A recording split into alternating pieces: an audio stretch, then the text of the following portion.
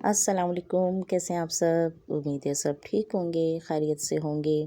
جیسے کہ ماشاءاللہ سے آپ دیکھ رہے ہیں کہ رمضان شریف کتنی تیزی کے ساتھ گزر رہے ہیں۔ ہم آخری عشرے کے 25ویں روزے میں ہیں اور یہ ساری طاق راتیں ہیں اس میں، جس میں لیلۃ القدر ہے۔ تو ہمیں زیادہ سے زیادہ عبادت کرنی چاہیے اور کوشش کرنی چاہیے کہ ہم وہ نیک عمل کر سکیں جو کہ ہمارے کرنے سے اللہ تعالیٰ خوش ہوتا ہے، جس سے ہمارے لیے اور دوسروں کے لیے بھی آسانی ہو۔ اس طرح کی ضرور کوششیں آپ کو کرنی چاہیے، چھوٹی چھوٹی سی نیکیاں کرتے رہا کریں۔ تو آج ہم نے لیلۃ القدر کے حوالے سے ہی ویڈیو جو ہے وہ بنائی ہے۔ یقیناً آپ کو پسند آئے گی، پسند آئے تو ہماری ویڈیو کو لائک کیا کریں، شیئر کیا کریں اور ہمارے چینل کو بھی سبسکرائب کیا کریں۔ تو چلیں شروع کرتے ہیں آج کی ویڈیو۔ بسم اللہ الرحمن الرحیم۔ میٹھے میٹھے اسلامی بہنوں اور بھائیوں، لیلۃ القدر انتہائی برکت والی رات ہے۔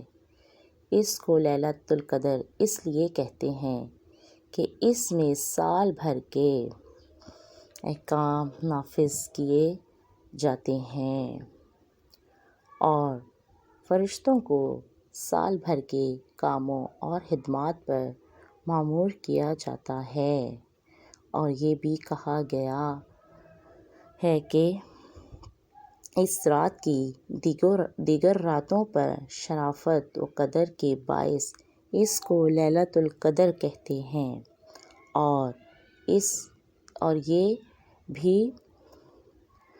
یہ بھی منقول ہے چونکہ اس شب میں نیک اعمال مقبول ہوتے ہیں اور بارگاہ الہی میں ان کی قدر کی جاتی ہے، اس لیے اس کو لیلۃ القدر کہتے ہیں۔ تفصیل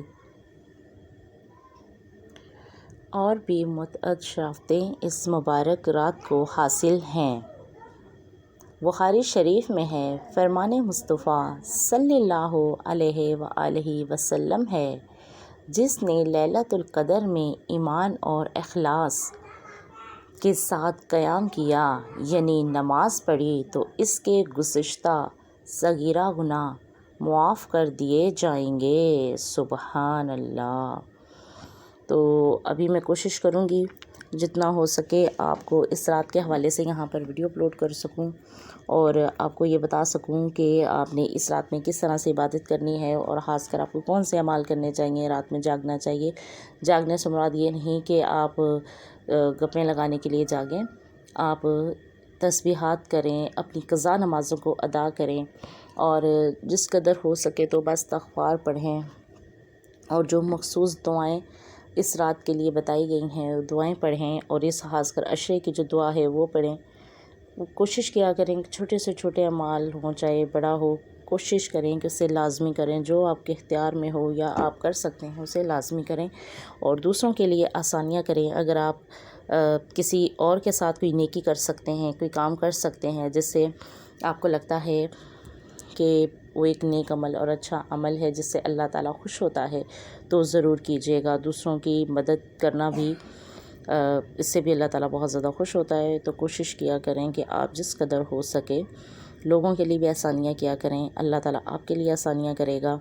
اور ان چند راتیں ہیں، چند دن ہیں رمضان شریف کے، جو کوشش کریں کہ اسے آپ بہت اچھے سے گزاریں۔ اور دوسری چیز ایک جو میں یہاں پر کہوں گی، صدقہ لازمی کیا کریں، چاہے آپ 1 پیسے کا کریں، 1 روپے کا کریں یا 10 روپے کا کریں، صدقہ لازمی کریں۔ جس طرح صدقہ ہماری مشکلوں کو، ہماری مصیبتوں کو کھا جاتا ہے، آسانیاں ہمارے لیے پیدا کرتا ہے، یہ آپ یقین کریں کہ اس طرح کے مشکلوں سے ایسے آسانی سے اللہ ہمیں نکال لیتا ہے کہ ہمارے گمان میں بھی نہیں ہوتی۔